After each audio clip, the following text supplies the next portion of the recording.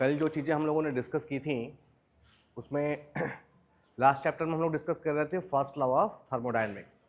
ठीक है, किसके लिए? क्लोज सिस्टम के लिए। और इसी first law of thermodynamics close system के लिए जब हमने इक्वेशन निकाला और उस इक्वेशन के ऊपर हम लोगों ने कुछ न्यूमेरिकल प्रॉब्लम लास्ट क्लास में सॉल्व किए थे, ठीक ना। अभी तक हम लोगों ने फर्स्ट लॉ ऑफ थर्मोडायनेमिक्स देखा है close system and isolated system के लिए, और आज हम लोग देखेंगे फर्स्ट लॉ ऑफ थर्मोडायनेमिक्स किसके लिए? For open system. क्लियरली? ठीक है, हेडिंग देते हैं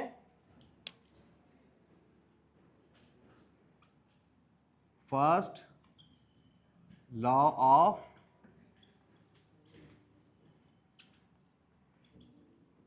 थर्मोडायनेमिक्स किसके लिए भाई? For open system. ठीक है, आज हमें ओपन सिस्टम के लिए फर्स्ट लॉ ऑफ थर्मोडायनेमिक्स को डिस्कस करना है। समझते हैं क्लोज सिस्टम और ओपन सिस्टम में थोड़ा सा जो बेसिक डिफरेंस है उसके कारण फर्स्ट लॉ ऑफ थर्मोडायनेमिक्स में भी कुछ डिफरेंसेस आपको देखने के लिए मिलता है। सबसे मेजर डिफरेंस जो है ओपन सिस्टम और क्लोज सिस्टम का, क्लोज सिस्टम में एनर्जी के इंटरेक्शन के लिए सिर्फ हीट ट्रांसफर और वर्क ट्रांसफर उपलब्ध थे। किसी भी क्लोज सिस्टम में एनर्जी इंटरेक्शन के लिए हम क्या यूज करते थे? इधर हीट ट्रांसफर और मास ट्रांसफर। जबकि ओपन सिस्टम के केस में हीट ट्रांसफर तो मौजूद है, वर्क ट्रांसफर मौजूद ही है, बट इसके अलावे एक चीज का और भी इंटरेक्शन होता है and that is called interaction of mass. ये जो इंटरेक्शन ऑफ मास है ना, ये पूरा सिनेरियो बदल के रख देता है। ओपन सिस्टम हमने किसे कहा था? जिसमें मास और एनर्जी दोनों का आदान प्रदान यानी इंटरेक्शन हो। तो ओपन सिस्टम में ये जो मास का इंटरेक्शन है, मास का आदान प्रदान है, ये बहुत सारी चीजों को बदल के रख देता है। कहेंगे सर कैसे? मास के पास कौन सी एनर्जी रहती है? Internal energy. याद कीजिए, मास है तो मॉलिक्यूलर लेवल कुछ उसका मॉलिक्यूलर स्ट्रक्चर होगा और उस लेवल पे भी क्या होगी? बहुत सारी अलग अलग तरह की एनर्जीज होंगी।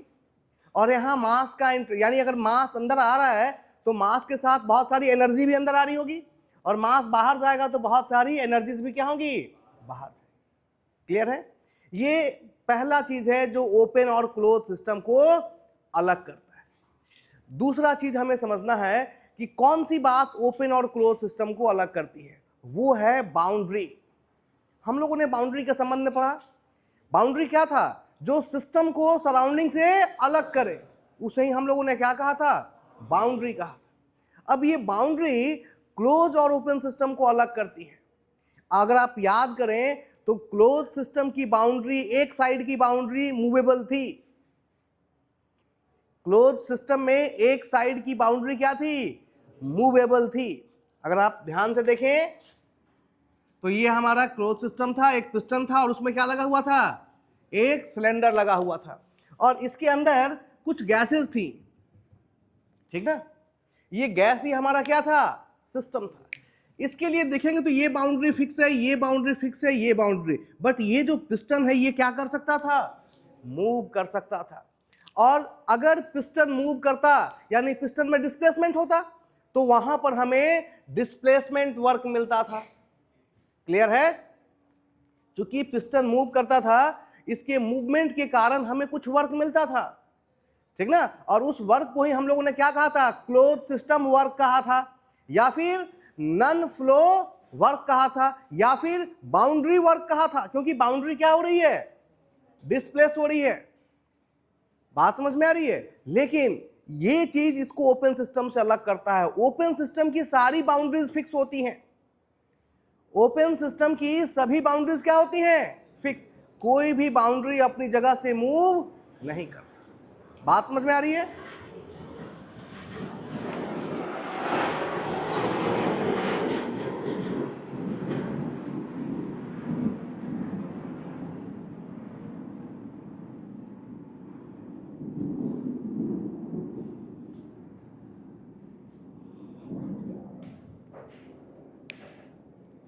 देखेंगे ये जो सिस्टम है हमारा, ये क्या है? Close system. क्योंकि यहां जो मास है वो मास क्या है? Fix mass. ये क्या है?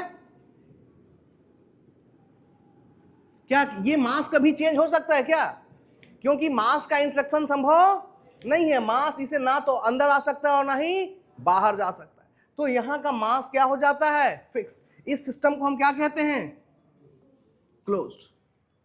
क्लियर है ना? ये देखिए, ये ओपन सिस्टम है। ओपन सिस्टम में मास का इंटरेक्शन संभव है। मास का इंटरेक्शन का मतलब मास इन भी हो सकता है और मास आउट भी हो सकता है। यहां से अगर हमने देखा एम डॉट क्या है, ये इन, और यहां से एम डॉट आउट। यहां से मास फ्लो रेट अंदर आया और यहां से मास फ्लो रेट बाहर गया। अब यहां पर ये जो मास है वो फिक्स्ड नहीं है, बट क्या चीज फिक्स है? वॉल्यूम। जरा ध्यान से देखें, इस सिस्टम का जो वॉल्यूम होगा वो यही रहेगा ना? यही वॉल्यूम क्या रहेगा? फिक्स। यहां पर कौन सी, चूंकि बाउंड्री जो है इसकी कोई भी बाउंड्री मूव नहीं करती, सभी की सभी बाउंड्रीज क्या है? फिक्स्ड है। जबकि यहां पर ये फिक्स बाउंड्री थी, ये फिक्स बाउंड्री थी, ये फिक्स बाउंड्री थी और ये मूवेबल बाउंड्री थी। यहां पर क्या है? ये भी फिक्स बाउंड्री, ये भी फिक्स बाउंड्री, ये भी फिक्स बाउंड्री और ये भी। तो अगर सारी बाउंड्रीज फिक्स हो गई तो ये वॉल्यूम क्या हो गया? फिक्स हो गया, कांस्टेंट, इसमें कोई चेंज। तो यहां पर जो चीज फिक्स्ड है वो क्या है? Fixed volume. बहुत आसान है समझना। ये कमरे की चारों जो दीवारें हैं ये क्या है? अपनी जगह पे फिक्स है। और ये दरवाजा इन है और खिड़की आउट है। बात समझ में आ रही है? तो मास इन हुआ और मास आउट हुआ, बट इस कमरे का जो आयतन है क्या ये चेंज हो रहा है क्या? नहीं। और अगर ये चेंज नहीं हो रहा है तो वॉल्यूम क्या है? कमरे का आयतन हमेशा के लिए क्या हो गया? फिक्स्ड।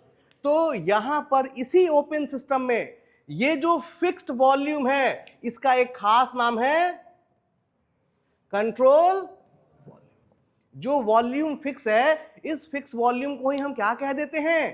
Control volume. क्यों भाई? जरा ध्यान से देखें, यहां पर जो चीज कंट्रोल में है वो क्या है? Mass. Mass is always under control. Here the volume is always under control.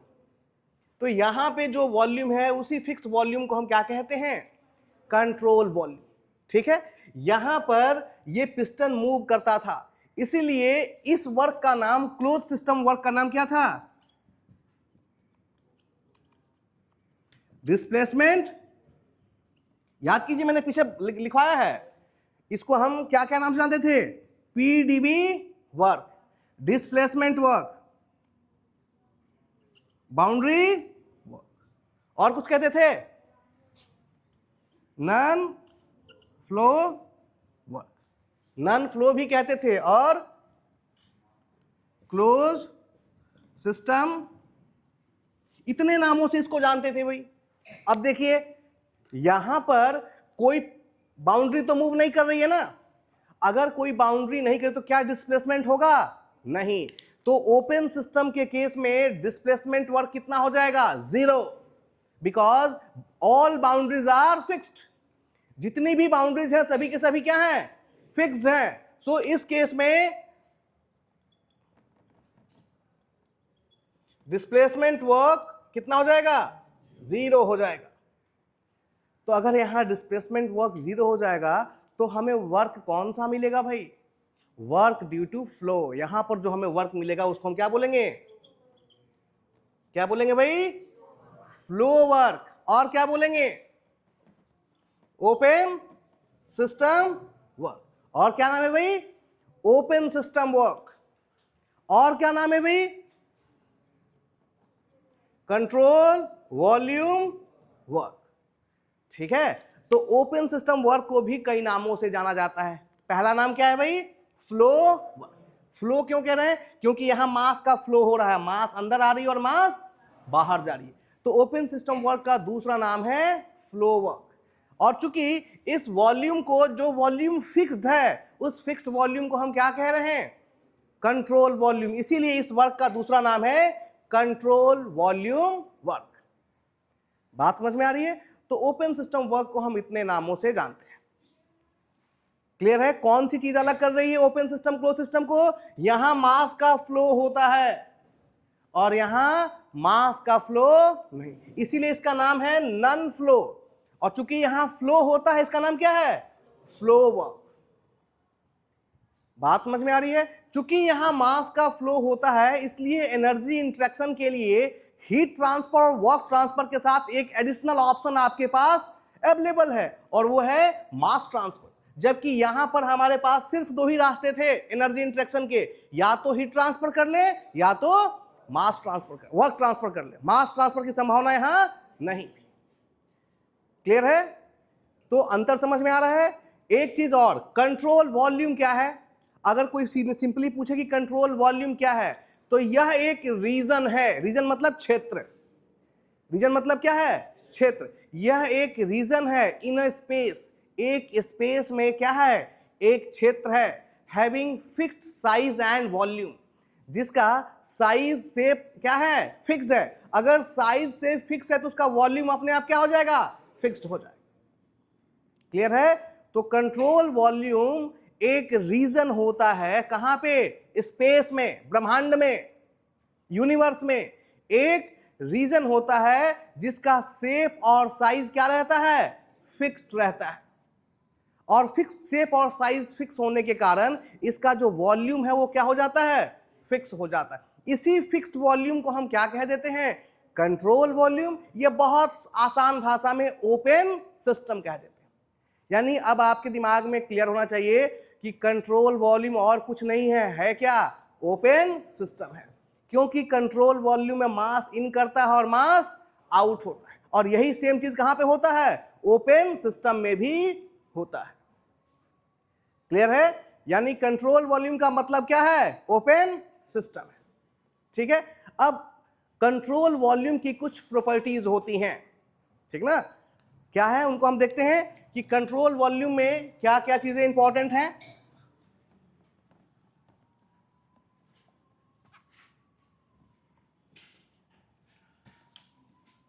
देखेंगे कंट्रोल वॉल्यूम के लिए तीन चीजों का इंपॉर्टेंस सबसे ज्यादा है। सबसे पहला, फॉर कंट्रोल वॉल्यूम, पहली चीज कंजर्वेशन ऑफ मास। ठीक ना? चूंकि यहां मास का इंटरेक्शन होता है, तो हमारा सबसे पहला चीज क्या है? Conservation of mass. Conservation of मास का क्या मतलब है भाई?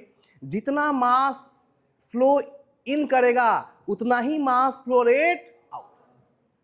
अगर मैं इस दरवाजे को खोल दूं और सभी खिड़कियों को क्या कर दूं? बंद कर दूं, तो कोई मास दरवाजा खुला होने के बावजूद अंदर नहीं आएगा। अगर आप चाहते हैं कि आपको एयर आपके बॉडी तक आए, तो आपको एक विंडो क्या करनी होगी? खोलनी होगी। इसी को कहते हैं हम लोग क्रॉस वेंटिलेशन।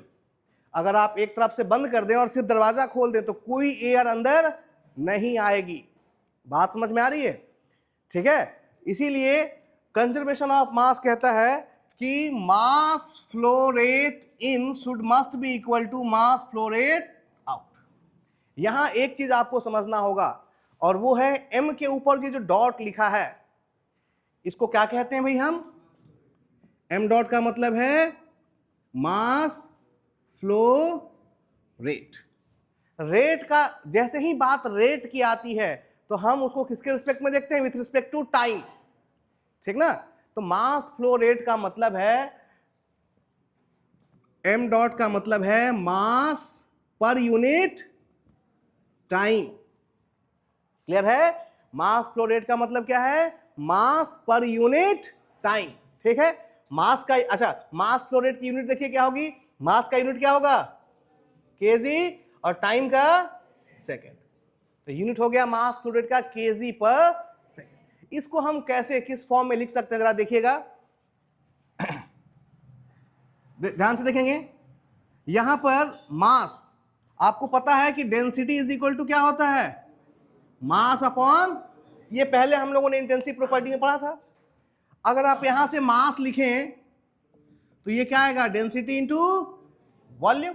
क्लियर है? अब जरा देखिए, एम डॉट को क्या लिख सकते हैं यहाँ पे, मास को क्या लिख सकते हैं, डेंसिटी इंटू वॉल्यूम। अच्छा एक चीज और देखें, इसको हमने लिख दिया density into volume upon time को सिंपली किससे रिप्रेजेंट कर दें, सेकंड से।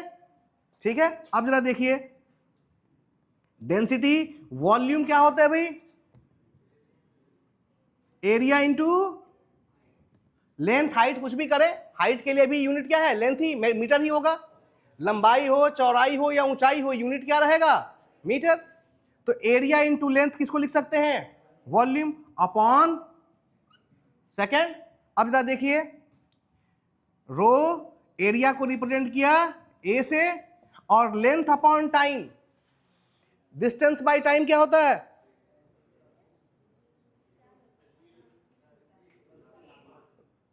Distance by time, velocity, distance by time, length, length क्या है, डिस्टेंस है ना, अपॉन टाइम क्या होगा,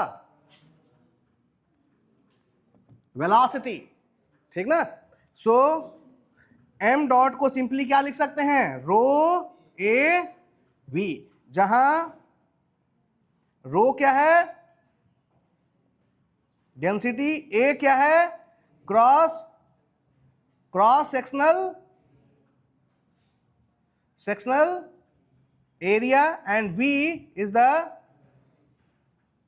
velocity of fluid। हाँ तो यहाँ ये वही तो है, लेंथ क्या है, डिस्टेंस नहीं है, लंबाई चौड़ाई ऊंचाई ये क्या है, दूरी ही तो है। अगर हम लंबाई कहें 5 मीटर तो क्या है 5 मीटर, डिस्टेंस और लेंथ का यूनिट क्या है, चेक करो जरा, दोनों मीटर नहीं आएगा ना, तो length itself is distance. Clear है? तो हम लोग मास फ्लो रेट को फाइनली क्या लिखते हैं, रो ए वी। तो जितना मास फ्लो रेट इन करेगा उतना ही मास फ्लो रेट क्या होगा, आउट। ये पहली शर्त है किसकी, कंट्रोल वॉल्यूम। ठीक है, सेकंड देखते हैं, सेकंड इज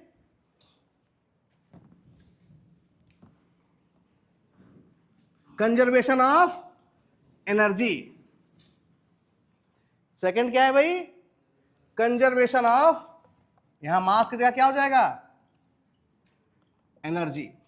इसका क्या मतलब है भाई, जितना एनर्जी इन होगा उतनी ही एनर्जी, ठीक ना, दैट इज ई डॉट। अब ई नहीं लिख रहे हैं, क्या लिख रहे हैं, ई डॉट का मतलब क्या है, energy flow rate.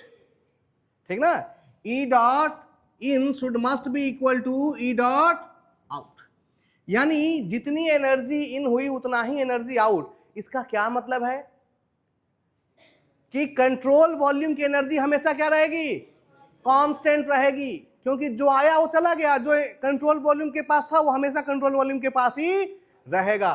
That is energy of control volume is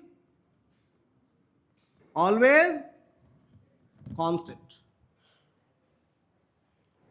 बात समझ में आई? और तीसरी चीज, ये तो सेकंड पॉइंट था, conservation of energy. Third point क्या है, displacement work for control volume is always zero. अभी हमने डिस्कस किया, क्योंकि सारी बाउंड्रीज कंट्रोल वॉल्यूम की क्या है, फिक्स है, तो किसी तरह का कोई बाउंड्री का डिस्प्लेसमेंट नहीं होगा। और अगर बाउंड्री का डिस्प्लेसमेंट नहीं होगा तो डिस्प्लेसमेंट वर्क कितना होगा भाई।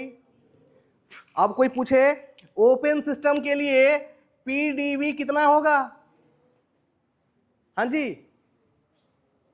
पीडीवी ओपन सिस्टम के लिए it will be zero, because PDV क्या है, डिस्प्लेसमेंट वर्क है ना, पीडीवी को हम क्या कहते हैं, डिस्प्लेसमेंट वर्क कहते हैं। तो ओपन सिस्टम के केस में डिस्प्लेसमेंट वर्क की वैल्यू हमेशा क्या होगी, जीरो।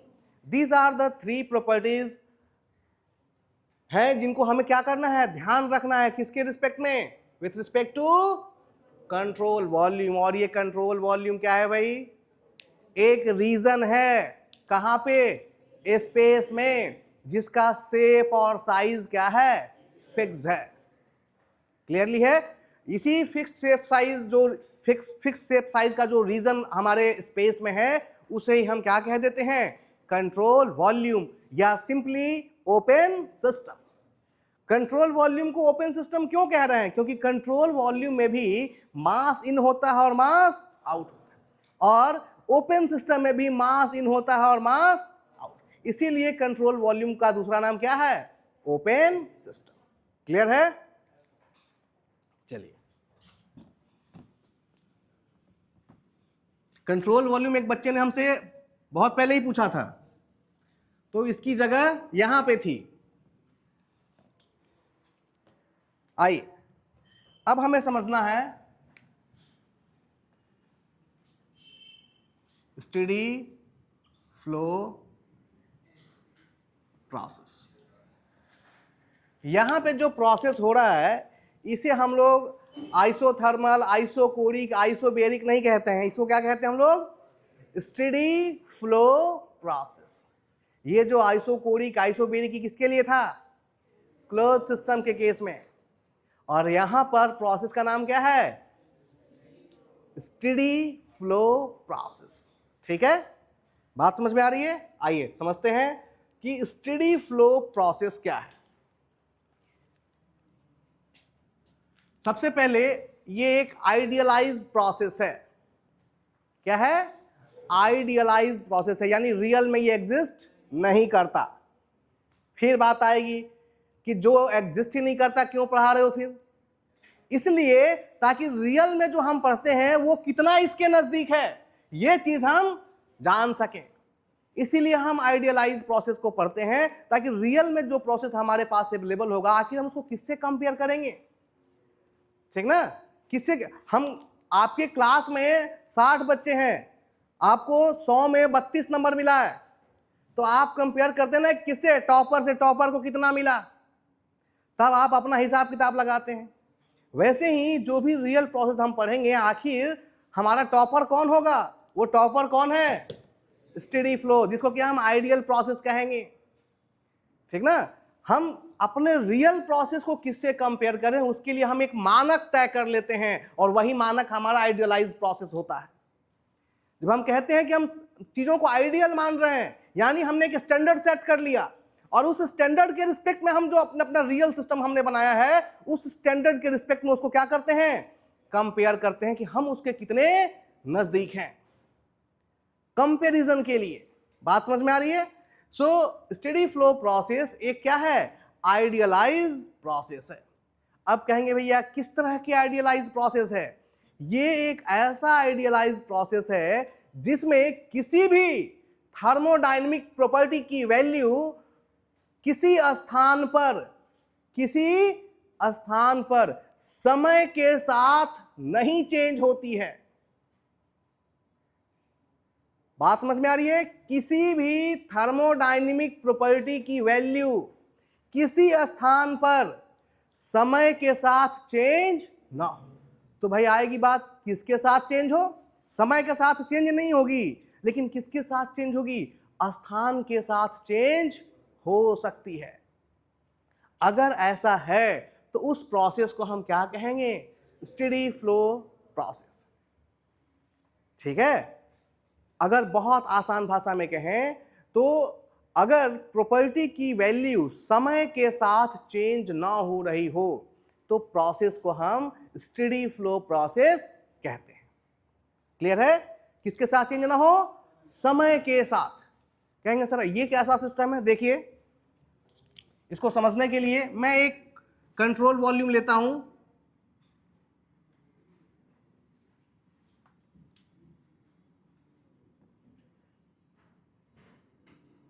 ये है इन और ये है आउट। जब एक गैस यहां पे इन कर रही थी उस समय उसका प्रेशर था P1, ठीक है, वेलोसिटी थी C1। अब यहां पर वेलोसिटी को हम C से दिखाएंगे क्योंकि एक टर्म और भी आएगा स्पेसिफिक वॉल्यूम। स्पेसिफिक वॉल्यूम को दिखाने के लिए हम स्मॉल v का यूज करेंगे, तो वेलोसिटी को दिखाएंगे किससे, C से। तो जब गैस इन कर रही थी तो उसका प्रेशर था P1, वेलोसिटी था C1 और टेम्परेचर था T1। और जब ये गैस आउट हुई तो यहां पर प्रेशर हो गया P2, वेलोसिटी हो गया C2 और टेम्परेचर हो गया T2। ठीक ना। अब बात आएगी कि क्या इस प्रोसेस को, ये जो फ्लो प्रोसेस है, मास का जो फ्लो हो रहा है, क्या इसको हम स्टडी मान सकते हैं? किस केस में स्टडी मानेंगे, पहले ये सीखें। सुबह 10 बजे हमने आकर देखा 10 AM, 10 बजे हमने आकर देखा तो हमको प्रेशर P1 मिला, वेलोसिटी C1 मिला और टेम्परेचर T1 मिला। फिर हम 11 बजे आए, 11 बजे आकर के हमने प्रेशर, वेलोसिटी और टेम्परेचर को चेक किया। चेक करने पर क्या पाया कि अभी भी प्रेशर कितना है, P1, वेलोसिटी C1 और टेम्परेचर T1। फिर 2 बजे पहुंचे हम, 2 बजे दोपहर में गए और फिर से हमने प्रेशर, वेलोसिटी और टेम्परेचर को क्या किया, चेक किया। क्लियर है? 2 बजे हमने चेक किया, फिर से प्रेशर कितना मिला, P1, वेलोसिटी C1 और टेम्परेचर T1। शाम को 5 बजे फिर से चेक किया, फिर से ये सारी चीजें क्या रही, यानी समय तो बदल रहा है लेकिन प्रॉपर्टीज की वैल्यू चेंज नहीं हो रही हैं। बात समझ में आ रही है? समय तो चेंज हो रहा है लेकिन किसी भी थर्मोडायनेमिक प्रॉपर्टी की वैल्यू समय के साथ चेंज नहीं। अगर ऐसा है तो प्रोसेस को हम क्या कहेंगे, स्टेडी फ्लो प्रोसेस। एक बात समझ में आई कि किसी भी थर्मोडायनेमिक प्रॉपर्टी की वैल्यू समय के साथ चेंज ना हो, तब जाकर प्रोसेस को हम क्या कहेंगे।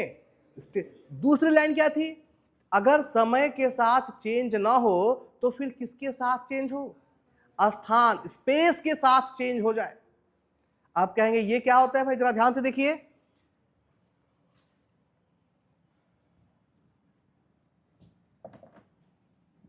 आप समझ में आ रहा है, y और x स्पेस कोऑर्डिनेट हो गए। और इसमें जरा ध्यान से देखेंगे, यहां पर कुछ कोऑर्डिनेट होगा, यहां पर x1 एंड y, और इस पॉइंट का कोऑर्डिनेट ये कितना होगा, यहां का x2 एंड y1। बात समझ में आ रही है? जब आप यहां से यहां पहुंचे तो स्पेस कोऑर्डिनेट क्या हो गया, स्थान परिवर्तन हो गया। स्थान परिवर्तन होते ही आप देखो प्रेशर क्या हो गया, वेलोसिटी क्या हो गया एंड टेम्परेचर क्या हो गया। बात समझ में आ रही है? यहां पर सुबह 10 बजे भी देखा, 11, 2, 5 तो हमेशा यही वैल्यूज रही। यानी ये जो थर्मोडायनेमिक प्रॉपर्टीज हैं इनकी वैल्यू समय के साथ तो चेंज नहीं हो रही है लेकिन स्थान के साथ क्या हो रही है, बदल रही है। किसी पर इस पॉइंट पर, इस कोऑर्डिनेट पर हमेशा प्रॉपर्टीज की वैल्यू क्या रहनी चाहिए, सेम रहनी चाहिए। अलग बात है कि स्पेस के साथ वो वैल्यू क्या है, चेंज हो भी सकती है और नहीं भी हो सकती है। बात समझ में आ रही है? यहां पर हमने क्या दिखाया है कि प्रेशर कितना हो गया, P2, वेलोसिटी C2 और टेम्परेचर, ये तो दिखाया है ना।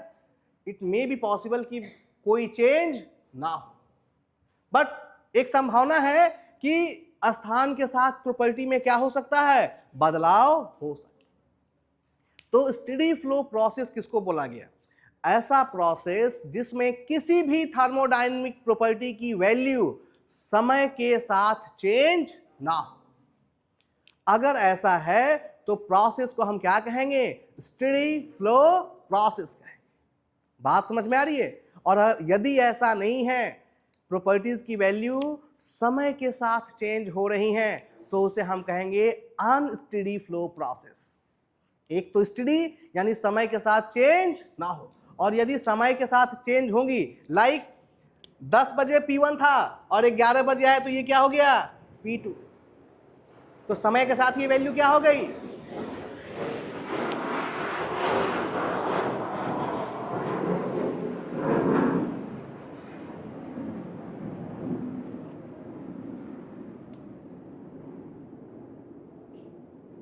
बात समझ में आ रही है कि स्टेडी फ्लो प्रोसेस का मतलब क्या है।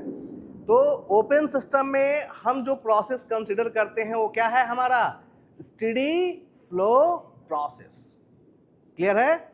यहां पर हमें आइसोकोरिक, आइसोबेरिक, आइसोथर्मल नहीं देखना है, हमें देखना है कि फ्लो स्टेडी है या नहीं, क्योंकि यहां पर तो मास इन और आउट हो रहा है। बात समझ में आ रही है? तो इन बातों का हमें ध्यान रखना है। ठीक है, नेक्स्ट है आपका स्टेडी फ्लो एनर्जी इक्वेशन। ठीक ना, स्टेडी फ्लो एनर्जी इक्वेशन ही क्या है हमारा? फर्स्ट लॉ ऑफ थर्मोडायनेमिक्स के लिए फॉर फ्लो प्रोसेस। जैसे क्लोज सिस्टम के लिए आपका आया था dq is equal to du plus D, ये था हमारा क्लोज सिस्टम के लिए। वैसे ही ओपन सिस्टम के लिए भी तो कोई इक्वेशन आएगा जिसे हम ओपन सिस्टम के लिए अप्लाई कर सकें। बात समझ में आ रही है? तो इसीलिए अभी हम लोग को एक इक्वेशन डिराइव करना होगा और उस इक्वेशन को हम क्या कहेंगे? Steady flow energy equation. अब एनर्जी इक्वेशन क्यों कह रहे हैं भाई? क्योंकि फर्स्ट लॉ ऑफ थर्मोडायनेमिक्स किसके विषय में है? Conservation of energy. बात समझ में आ रही है? इसीलिए इसका जो इक्वेशन है उसे हम स्टेडी फ्लो एनर्जी इक्वेशन कहते हैं। तो अगला टॉपिक है आपका स्टेडी फ्लो एनर्जी इक्वेशन। ध्यान रहे, ये इक्वेशन हम किसके लिए यूज करेंगे? कहां यूज करेंगे? जहां सिस्टम कैसा हो? ओपन हो। सिस्टम कैसा हो? ओपन हो। और प्रोसेस कैसा हो भाई? स्टेडी हो। ठीक ना? अब स्टेडी फ्लो प्रोसेस हमने पढ़ लिया। बात आती है कि इन प्रोसेस का यूज कहां पे होता है और कहां हम इस प्रोसेस को यूज होता हुआ देख सकते हैं। जितने भी इंजीनियरिंग सिस्टम हैं, आपने क्लोज सिस्टम तो पढ़ा, ठीक ना, लेकिन जितने भी इंजीनियरिंग सिस्टम हैं they all are open system. इस बात को गांठ बांध के रख लो। जितने भी इंजीनियरिंग सिस्टम आप देखते हो अपने आसपास they all are open. For example सबसे कॉमन इंजन में याद है मैंने फर्स्ट क्लास में बताया था, इंजन उसमें एटमॉस्फेयर से एयर आती है तो मास इन हुआ और धुएं के रूप में एग्जॉस्ट गैस एटमॉस्फेयर में जाती है तो मास क्या हो गया? आउट हो गया। तो जितने भी इंजीनियरिंग सिस्टम हैं वो क्या है? Basically open system. For example nozzle, अभी ये जो फाइटर प्लेन उड़ के गया है ना, ठीक ना, इसमें एक नोजल लगा हुआ है। ध्यान से देखेंगे पीछे, अगर कभी रात में इसको उड़ते हुए देखें तो आपको आग जलती हुई बाहर निकलती हुई दिखाई देती है। वो आग जहां से निकलती है वो उसका एग्जॉस्ट है। जैसे गाड़ियों में धुआं निकलता है वैसे फाइटर प्लेन के पीछे से धुआं निकलता है, बट उसका टेम्परेचर बहुत ही हाई होता है, इसीलिए बिल्कुल ये ब्लूइश कलर का दिखता है। ठीक ना? और वो जो उसका एग्जॉस्ट जहां से जिस पोर्शन से बाहर निकलता है उस पोर्शन को हम क्या कहते हैं? नोजल कहते हैं। उस पोर्शन को क्या कहते हैं? नोजल। उसमें एटमॉस्फेयर से हवा, किसी भी जेट इंजन में, इसमें जो इंजन लगा हुआ है उसे क्या कहते हैं? फाइटर जेट इंजन कहते हैं। ठीक ना? जेट इंजन कहते हैं। अगर आजकल आप न्यूज पढ़ते होंगे तो भारत ने अभी तक जेट इंजन नहीं बनाया है और हम लोग लगातार प्रयासरत हैं कि हम एक फाइटर प्लेन का जेट इंजन बना सकें, जिसके लिए हम लोग दूसरे कंट्री से हेल्प ले रहे हैं। इसकी तकनीक जो होती है वो बहुत ही एडवांस है और जो इसमें मटेरियल यूज होता है वो बहुत कॉस्टली है, उस पर बहुत रिसर्च की ज़रूरत पड़ती है, क्योंकि अंदर का टेम्परेचर 2000 डिग्री सेंटीग्रेड के आसपास हो जाता है, जिस पे सामान्यतः सामान्य मेटल क्या हो जाएंगे? मेल्ट हो जाएंगे। ठीक ना? तो ये जितने भी जेट इंजन होते हैं इनके सामने आपका एक कंप्रेसर लगा रहता है जो हवा को अंदर खींचता है। ठीक ना? और उसको क्या कर देता है? कंप्रेस कर देता है। फिर वो हवा कहाँ जाती है? कंबशन चेंबर में, और कंबशन चेंबर में उसमें फ्यूल को ऐड कर देते हैं। फ्यूल के रूप में जेट इंजन में जो हम लोग फ्यूल यूज करते हैं उसे कहते हैं हम लोग, क्या कहते हैं? कोई बताएगा? एटीएफ कहते हैं, एविएशन टरबाइन फ्यूल। एटीएफ क्या बोलते हैं भाई? एविएशन टरबाइन फ्यूल, या सिंपली जेट फ्यूल कहते हैं, जेट इंजन फ्यूल कहते हैं। और ये जो एटीएफ होता है, एविएशन टरबाइन फ्यूल जो होता है, यह एक तरह का किरोसिन होता है। किरोसिन हम लोग पहले यूज करते थे ना, तो इस फाइटर प्लेन में जो चीजें फ्यूल के रूप में यूज होती हैं वास्तव में एक तरह की क्या है? किरोसिन होती हैं। बात समझ में आ रही है? तो ये भी, इसका इंजन भी क्या है? एक ओपन सिस्टम है। एक तरफ से हवा को खींच रहा है, हवा को खींच के उससे पहले कंप्रेस करता है, कंप्रेस करने के बाद उसको कहाँ भेजता है? कंबशन चेंबर में, जहां फ्यूल का एडिशन होता है। और जैसे ही फ्यूल ऐड होता है, जब हवा को कंप्रेस किया जाता है तो उसका टेम्परेचर बहुत हाई हो जाता है, और जैसे ही उसमें फ्यूल जाता है बहुत तेज ब्लास्ट होता है। इतनी तेज ब्लास्ट है, आवाज आप यहाँ नीचे सुनते हो, यहाँ से 3 किलोमीटर ऊपर उड़ रहा था वो, और उसकी आवाज आप यहाँ महसूस करते हो, ये कांपने लगती है, कितना तेज ब्लास्ट होता है उसमें। और फिर वो उसकी ताकत इतनी ज़्यादा बढ़ जाती है, उसको हम एक टरबाइन से पास कराते हैं, और टरबाइन के ब्लेड्स रोटेट होते हैं, जिससे हमें वर्क मिलता है, जिससे फाइटर प्लेन को एनर्जी मिलती है। और उसके बाद रिमेनिंग कुछ पार्ट को हम टरबाइन में पास कराते हैं, और रिमेनिंग को हम एक नोजल से पास करा देते हैं। जब भी नोजल से ये हाई स्पीड फ्लूइड पास होती है तो बहुत जोरदार थ्रस्ट क्रिएट होता है, और उस थ्रस्ट से इतनी ताकत मिलती है कि ये प्लेन क्या होता है? उड़ता है। बात समझ में आ रही है?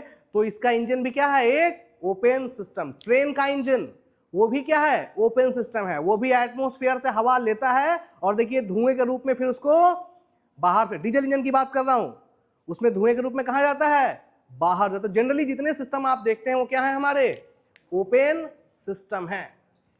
बात समझ में आ रही है? और कुछ सिस्टम ऐसे होते हैं ओपन सिस्टम, जैसे पंप गांव पे सब लोगों ने यूज होते हुए देखा है खेतों में सिंचाई के लिए।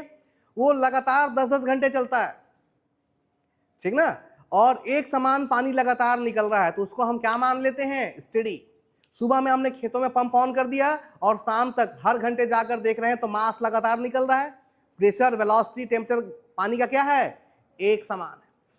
तो कुछ ऐसी मशीनें हैं जो लगातार बहुत लंबे समय तक एक ही कंडीशन में क्या होती हैं? ऑपरेट होती हैं, ठीक ना। ऐसी मशीनों को ही हम, उसमें जो प्रोसेस होता है उसको हम क्या कहते हैं? Steady flow process. क्योंकि यह लंबे टाइम तक एक ही कंडीशन में क्या होते रहती हैं? ऑपरेट होते रहती हैं।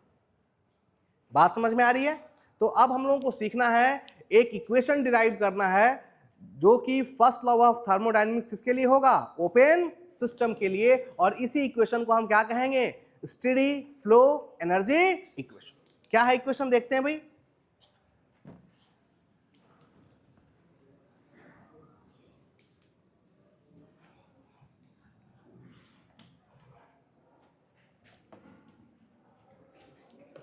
ठीक है, इसके लिए हम यहां पर बना रहे हैं एक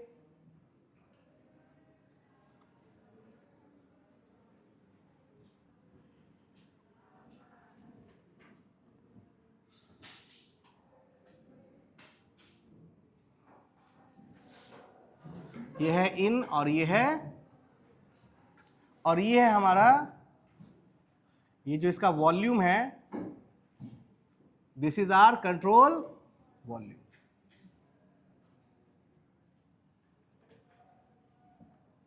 इसी को हमने सीबी कहा, कंट्रोल वॉल्यूम। यहां से फ्लो इन हो रहा है, इसको लिखेंगे एम डॉट इन, और यहां पे एम डॉट आउट, और ये हमारा कंट्रोल वॉल्यूम। ठीक है जी ना। हमने मान लिया, इसके लिए एजम्पशन, ये कौन सा इक्वेशन डिराइव कर रहे हैं हम लोग? स्टेडी फ्लो एनर्जी, इसको हम लोग SFEE भी कहते हैं। क्या कहते हैं? SFEE, steady flow energy equation, ठीक ना। तो एजम्पशन में हम लोग लेते हैं क्या? Process is steady flow. Process क्या है? Steady flow. और सिस्टम को ओपन लेने की आवश्यकता नहीं है, क्योंकि मास इन हो रहा है, और मास, इसका मतलब ये क्या है? Open system. ठीक है, अब देखें यहां की जो प्रॉपर्टीज हैं उसको हमने मान लिया, प्रेशर को P1, वेलोसिटी को C1, और टेम्परेचर को T1। P1, C1 एंड साथ ही जो यहां की स्पेसिफिक प्रॉपर्टी है, स्पेसिफिक प्रॉपर्टीज का मतलब specific enthalpy, specific internal energy, और स्पेसिफिक वॉल्यूम। स्पेसिफिक वॉल्यूम को हम स्मॉल v से दिखा रहे हैं, स्पेसिफिक इंटरनल एनर्जी को U से दिखा रहे हैं, U1, और H1 is the specific enthalpy. Clear है? फिर से ध्यान से सुने, प्रेशर, वेलोसिटी एंड सी से क्या है हमारा वेलोसिटी और टी से हमारा टेम्परेचर। स्मॉल v1 ये क्या दिखा रहा है? Specific volume at point 1। इस इन पॉइंट को हमने क्या मान लिया? This is 1 1 and this is 2। इसको कहते हैं क्रॉस सेक्शन, जहां से मास फ्लो इन और आउट हो रहा है, इसे क्या कहते हैं? Cross section. तो 1 1 के लिए ये सारी प्रॉपर्टी, सिमिलरली यहां की प्रॉपर्टी हो जाएंगी P2, C2, T2 और V1 और वही U1 एंड सॉरी 1 नहीं ना, 2 2 U2 एंड H2। बात समझ में आ रही है? Specific volume at point 2, internal energy at point 2 and enthalpy at point 2। ठीक है जी। अब हमें ये इक्वेशन डिराइव करना है। इक्वेशन डिराइव करने के लिए हम क्या यूज करेंगे? जो हमारी प्रॉपर्टीज थी कंट्रोल वॉल्यूम के लिए उनको। पहला क्या है भाई? Conservation of mass. इसके अनुसार क्या होगा? m dot in should must be equal to m dot out. This is your equation number 1। ठीक है। दूसरा, कंजर्वेशन ऑफ एनर्जी, यानी energy flow rate in should must be equal to energy flow rate out. E dot in should must be equal to E dot out. This is your equation 2। ठीक है। Now energy in, हमने पिछले class में आपको बताया था कि अगर कोई फ्लूइड यहां से इन कर रही है तो इसके पास कितनी एनर्जी होगी। याद कीजिए, जब मैं आपको फ्लो एनर्जी बता रहा था तो वहां पे एक इक्वेशन का जिक्र किया था, बर्नौलिस इक्वेशन बताया था। किसी भी फ्लोइंग फ्लूइड की एनर्जी हमें कहां से मिलती है? बर्नौलिस इक्वेशन से। और यहां पे कोई फ्लूइड होगा, लिक्विड या गैस, उसका फ्लो यहां से हो रहा है और यहां से वो बाहर हो रहा है। ठीक ना? तो किसी भी फ्लोइंग फ्लूइड के पास कौन कौन सी होती है एनर्जी एज पर बर्नौलिस? बताइए। P1 V1, इसी P1 V1 को आपने फ्लो एनर्जी कहा है। इसी P1 V1 को आपने क्या कहा है? फ्लो एनर्जी कहा है। बात समझ में आ रही है? नाउ P1 V1 प्लस, ये तो प्रेशर एनर्जी हो गई या फ्लो एनर्जी। दूसरा क्या था? Kinetic energy, that is C1 square by 2। C is the velocity at point 1 plus G Z1। यहां पर मान सकते हैं, अगर आप इसको डेटम लाइन मान ले तो यहां से ये हो गया Z1 और यहां से ये हो गया Z2। हाइट पॉइंट 1 और पॉइंट 2 की हाइट। ठीक ना? तो यही बर्नौलिस इक्वेशन है। ठीक ना? किसका किसका सम है भाई? फ्लो एनर्जी, काइनेटिक एनर्जी और पोटेंशियल एनर्जी कह सकते हैं, या डेटम एनर्जी इसको कहते हैं। इन तीनों का सम हमेशा क्या रहता है? कांस्टेंट रहता है। बात समझ में आ रही है ना? ये तो वो एनर्जी हो गई जो फ्लो के लिए रिक्वायर्ड थी। इसके अलावा कंट्रोल वॉल्यूम में आप कुछ हीट ट्रांसफर करते हैं dq, और कंट्रोल वॉल्यूम से क्या होता है? कुछ वर्क होता है। ठीक है। तो आपने हीट ट्रांसफर कितना किया है? dq। इसको क्या लिखेंगे? Control volume. बात समझ में आ रही है? अब एक चीज बताइए, ये तो एनर्जी इंटरेक्शन हो गया, प्लस मास का भी तो इंटरेक्शन हो रहा है, और मास के पास अपनी कौन सी एनर्जी होगी? Internal energy. यही चीज ओपन को क्लोज से क्या करता है? अलग। क्लोज सिस्टम में सिर्फ हीट ट्रांसफर और वर्क ट्रांसफर होता है, वहां मास ट्रांसफर नहीं। लेकिन यहां पर जो मास इन कर रहा है उसके मॉलिक्यूलर लेवल पे तो बहुत सारी एनर्जी होती हैं। उन सभी को अगर हम कंबाइंडली जोड़ दें तो कौन सी एनर्जी मिलती है? U, internal energy. ठीक ना?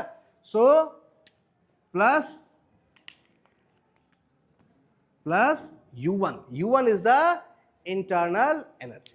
अब देखें, जो भी फ्लूइड यहां से फ्लो की, उसके पास flow energy, kinetic energy, datum energy और इंटरनल एनर्जी है। साथ में डी क्यू क्या है, heat transfer to the control volume, ये हो गया इनके पास, और ये किसके बराबर होगी, this will be equal to energy out.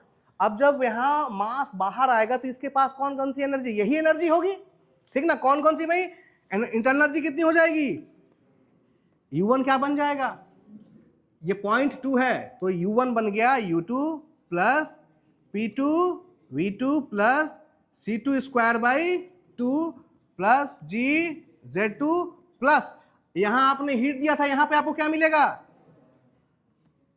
Control volume. बात समझ में आ रही है। तो ये जो आपका इक्वेशन है इसे ही हम क्या कहते हैं, स्टेडी फ्लो एनर्जी इक्वेशन।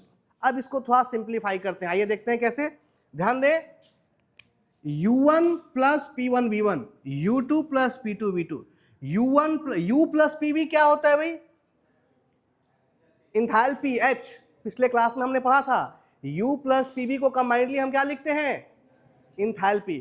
तो U1 प्लस P1 V1 के बदले क्या लिख सकते हैं हम, H1 plus C1 square by 2 plus GZ1 plus DQ control volume is equal to, ये फिर से क्या बन जाएगा, H2 plus C2 square by 2 plus G2 plus DW control. This equation is called steady flow energy equation. बात समझ में आ रही है। लेकिन समस्या यह है कि इसको याद कैसे रखा जाए, ये हमारा क्या है, स्टेडी फ्लो एनर्जी इक्वेशन। अब इसको यूज करने के लिए हम इसको छोटा करते हैं, ठीक ना, और छोटा करने के लिए कुछ खास तरीके हैं जिनका यूज करके हम इस इक्वेशन को क्या कर सकते हैं, छोटा कर सकते हैं।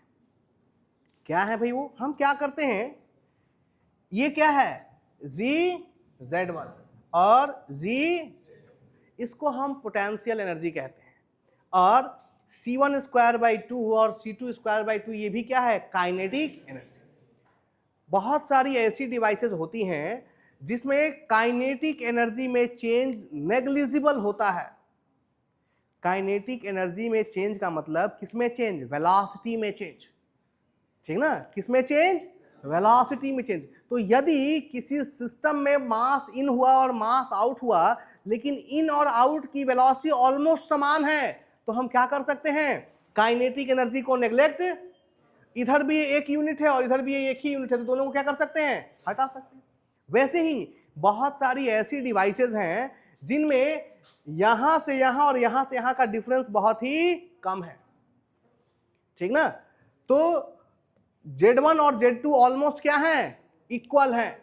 उस केस में हम पोटेंशियल एनर्जी के चेंज को भी क्या कर देंगे, नेग्लेक्ट कर देंगे। बात समझ में आ रही है, ताकि ये इक्वेशन क्या बन जाए, सिंपल बन जाए।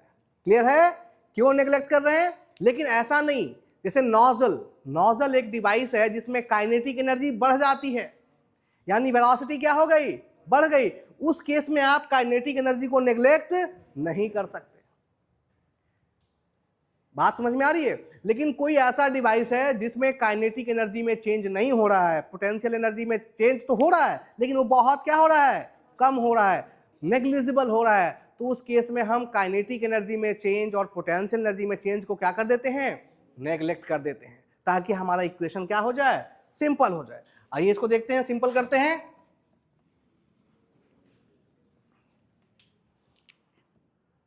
नेग्लेक्टिंग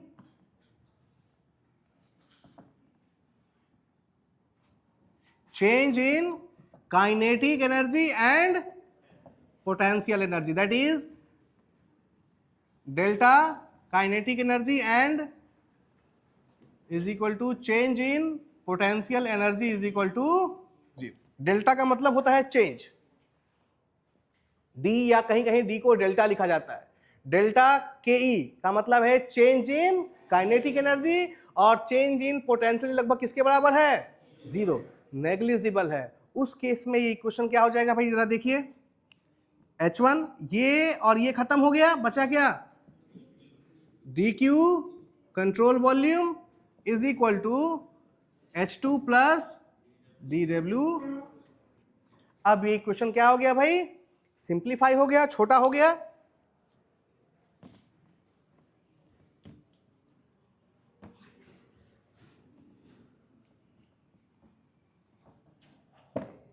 देखेंगे इंथैल्पी को एक तरफ कर देते हैं, क्या मिला, कंट्रोल वॉल्यूम CV हो गया, ठीक ना। Control volume is equal to H2 minus H1 plus DW control volume.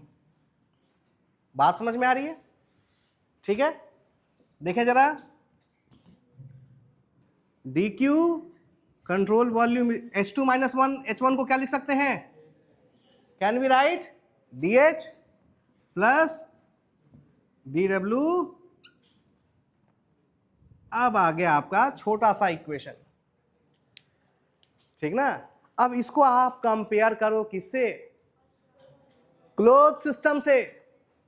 ये किसके लिए आया, ओपन सिस्टम। अब जरा इसको कंपेयर करके देखो क्लोज सिस्टम से क्या मिलता है, ध्यान दो। DQ is equal to DU plus, अगर आप कंपेयर करेंगे तो पता चलेगा कि यहां पर जो हीट ट्रांसफर हो रहा है वो किसमें किसमें जा रहा है, change in enthalpy plus work. जबकि क्लोज सिस्टम में क्या था, जो भी हीट ट्रांसफर हुआ था वो किसके बराबर था, change in internal energy plus work. और इस वर्क में भी अंतर है, यहां ये जो वर्क है ये नॉन फ्लो वर्क है, डिस्प्लेसमेंट वर्क है, और यहां पर ये जो वर्क है ये फ्लो वर्क है। कॉन्सेप्ट समझ में आ रहा है। ये जो इक्वेशन आया था फर्स्ट लॉ ऑफ थर्मोडायनेमिक्स किसके लिए था, क्लोज सिस्टम के लिए, और ये किसके लिए है, ओपन सिस्टम के लिए। बात समझ में आ रही है, क्लोज और ओपन में क्या डिफरेंसेस हैं, ठीक है जी। आई अब यहां पर एक बहुत इंपॉर्टेंट चीज सीखना है, ठीक है। ये आ गया आपका equation, DQ is equal to DH plus DW, और यहां ये जो DQ है वो कंट्रोल वॉल्यूम है, DH क्या है, चेंज इन इंथैल्पी है, और DW क्या है, वर्क इन कंट्रोल वॉल्यूम है। बात समझ में आ रही है ना। देखेंगे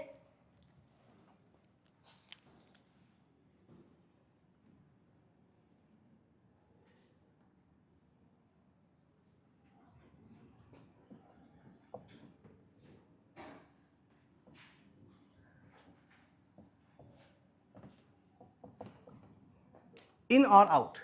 हम लोग क्या करते हैं, जब हम ओपन सिस्टम बनाते हैं तो हम नहीं चाहते कि सिस्टम से हीट बाहर जाए, तो हम सिस्टम को इंसुलेट कर देते हैं।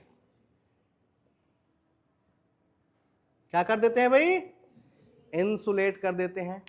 और जब इंसुलेशन आपने प्रोवाइड किया तो हीट का ट्रांसफर यहां से हो पाएगा, DQ कितना हो जाएगा, जीरो। इंसुलेशन देने का मतलब सिस्टम को क्या बताना है, एडियाबैटिक। सिस्टम को आपने क्या बना दिया, एडियाबैटिक, यानी हीट का ट्रांसफर संभव ना हो। उस केस में, इन केस ऑफ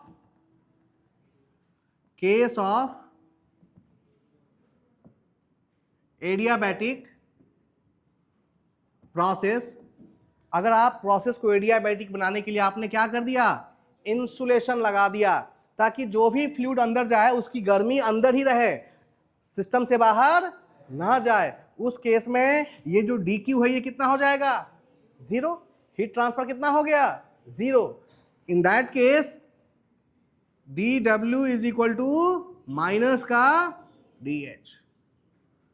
बात समझ में आ रही है। देखिए जरा, ये अगर जीरो हो गया तो DW कितना होगा, माइनस का। अब इसका क्या मतलब है, याद कीजिए, क्लोज सिस्टम में एडियाबैटिक प्रोसेस के केस में वर्क कितना मिला था, वर्क कहां से मिला था, चेंज इन इंटरनल एनर्जी। वापस पेज खोल के जाइए, अगर आपने नोट्स बनाया होगा तो देखिए वहां लिखा है कि एडियाबैटिक, अगर सिस्टम क्लोज है और प्रोसेस क्या है, एडियाबैटिक है, उस केस में जो आपको वर्क मिलता है that will be equal to change in internal energy. अब यहां पर क्या मिल रहा है भाई, जो भी वर्क मिल रहा है वो किसके कारण मिल रहा है, change in enthalpy. Close system में चेंज इन इंटरनल एनर्जी कारण वर्क मिला था, और यहां जो वर्क मिलेगा वो चेंज इन इंथैल्पी के कारण मिलेगा। ठीक है, दैट इज माइनस TH क्या होगा बताइए, H2 माइनस, दैट इज अगर माइनस अंदर कर देंगे तो क्या हो जाएगा, H1 माइनस H2 dW। अगर आपको वर्क निकालना है तो आप सिंपली क्या निकाल दें, change in enthalpy, and this will be the work in case of open system and adiabatic process. Clear है, क्लोज सिस्टम और एडियाबैटिक प्रोसेस के केस में जो वर्क हमें मिला था वो था किसके बराबर, चेंज इन इंटरनल एनर्जी। जो पीछे हमने एडियाबैटिक प्रोसेस का वर्क निकलवाया है वहां पर देखिएगा इस चीज को, और यहां पर अगर सिस्टम बदल दिया, क्लोज से क्या कर दिया, ओपन कर दिया, तब जो वर्क मिल रहा है वो किसके बदले मिल रहा है, इंटरनल एनर्जी के बदले नहीं, किसके बदले, इंथैल्पी में जो चेंज हो रहा है उसके बदले आपको वर्क मिलता है। बात समझ में आ रही है, these are the differences which make different the close and open system. ये वो अंतर है जिसके कारण हम ओपन सिस्टम और क्लोज सिस्टम को क्या कर पाते हैं, अलग कर पाते हैं। बात समझ में आ रही है, तो ये जो इक्वेशन था, जो मेन इक्वेशन जो नीचे था वो था आपका स्टेडी फ्लो एनर्जी इक्वेशन। उसको सिंप्लीफाई करने के लिए हमने सबसे पहले काइनेटिक और पोटेंशियल एनर्जी के चेंज को क्या कर दिया, नेग्लेक्ट कर दिया, और उसके बाद हमने प्रोसेस को क्या बना दिया, एडियाबैटिक। तब हमने देखा कि अगर प्रोसेस एडियाबैटिक हो जाए उस केस में जो हमें वर्क मिलेगा वो किसके बदले में मिलेगा, चेंज इन इंथैल्पी। ध्यान रहे ये वर्क जो है ये ओपन सिस्टम का है, इसी वर्क को हम फ्लो वर्क कहते हैं, इसी वर्क को हम और क्या कहते हैं, ओपन सिस्टम वर्क कहते हैं। बात समझ में आ रही है, तो अब आपने सीख लिया है ओपन सिस्टम के केस में heat transfer work transfer, close system के केस में heat transfer and work transfer, और आइसोलेटेड सिस्टम के केस में heat transfer and work transfer. बात समझ में आ रही है, तो जो हमारा सेकेंड चैप्टर था एनर्जी इन थर्मोडायनेमिक्स वो एक तरीके से 100% कंप्लीट हो चुका है, क्योंकि पहले जब हमने किया तो हमने सिर्फ क्लोज सिस्टम के लिए निकाला, लेकिन अब हमने ओपन सिस्टम का भी क्या कर लिया है, फाइंड आउट कर लिया। ठीक है जी, बढ़ा जाए आगे। अब बात आती है कि इसका यूज कहाँ करें। ये जो अभी हम लोगों ने सीखा इसका कुछ यूज है, इतना लंबा जो 1 घंटा से हम लोग पढ़ रहे हैं इसका कोई एप्लीकेशन है या नहीं। आइए देखते हैं कि एप्लीकेशन क्या है, स्टेडी फ्लो एनर्जी इक्वेशन जो हमने पढ़ा इसका यूज कहाँ है।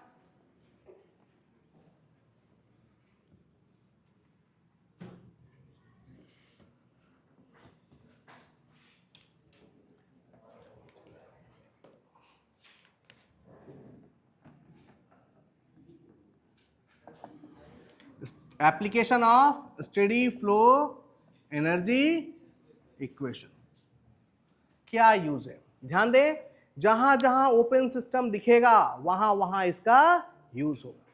पहला यूज जो आपका दिख रहा है वो है नोजल एंड क्या, डिफ्यूजर। पहला सिस्टम क्या है, नोजल, जो मैंने बताया कि प्लेन में पीछे क्या लगा हुआ है, नोजल लगा हुआ है, नोजल। और दूसरा सिस्टम क्या है भाई, डिफ्यूजर। ठीक ना, नोजल और डिफ्यूजर क्या होता है ध्यान से देखेंगे।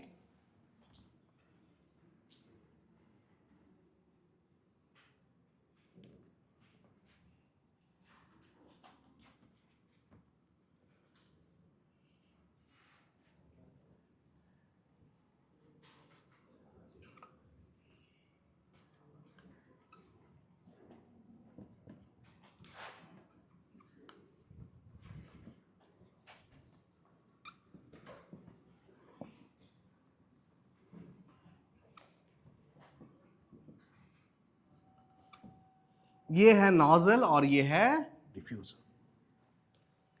दोनों में अगर आप देखें तो this is the direction of flow, flow का डायरेक्शन यहां से इन हो रहा है और यहां से आउट। डिफ्यूजर में भी यहां से इन हुआ और यहां से आउट। अंतर क्या है, नोजल के केस में देखेंगे तो जिस डायरेक्शन में फ्लो हो रहा है उस डायरेक्शन में क्रॉस सेक्शनल एरिया लगातार क्या हो रही है, घट रही है। और डिफ्यूजर के केस में जिस डायरेक्शन में फ्लो हो रहा है उस डायरेक्शन में क्रॉस सेक्शनल एरिया लगातार क्या हो रही है, बढ़ रही है। ये चीजें इनको अलग करता है, नोजल को और डिप्लोमा लेवल के स्टडी में सिर्फ आपको इतना ही समझना है कि नोजल का क्रॉस सेक्शनल एरिया इन से आउट में क्या होता है, घटता है, और डिफ्यूजर का बढ़ता है।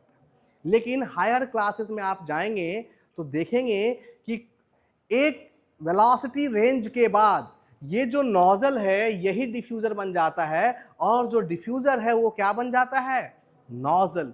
ये चीजें निर्भर करती हैं मैक नंबर पर। हायर क्लासेस में आप मैक नंबर के विषय में जानेंगे।